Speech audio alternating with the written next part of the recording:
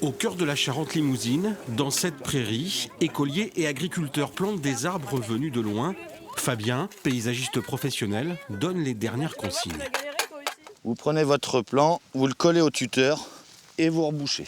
Ça va être du chêne, du fruitier, de l'arbre intermédiaire, c'est-à-dire en hauteur on va être entre 5 et 10 mètres, des arbres buissonnants, mais toujours en restant sur des cultures du sud. On a des arbres qui arrivent à résister jusqu'à moins 20 ou moins 25 et qui peuvent résister à des fortes températures, 40, 45 sans aucun problème.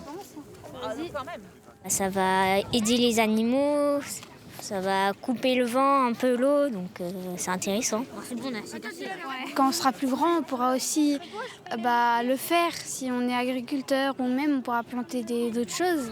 Bien plus qu'une haie longue de 150 mètres, ce projet initié par le CIVAM, un réseau d'agriculteurs, vise à expérimenter ces plantations d'arbres en plein champ, plus résistants au changement climatique. Il y a des arbres qui viennent du sud de la France, des arbres qui viennent du sud de l'Europe. On a même une variété qui vient du Mexique. On est en partenariat avec l'INRA et de Bordeaux. Et avec les agriculteurs, on choisit les essences.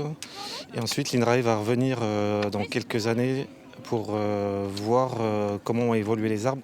Même s'il faut compter plusieurs années de tests pour voir grandir et pousser ces arbres, Thomas, éleveur de moutons, en connaît déjà les bénéfices. Et ça va me servir aussi pour l'ombrage pour l'été, à apporter de la fraîcheur dans les champs.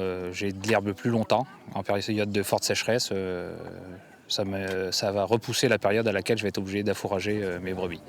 En 7 ans, ces initiatives ont permis de planter plus de 3 km de haies de variétés méditerranéennes en Charente-Limousine.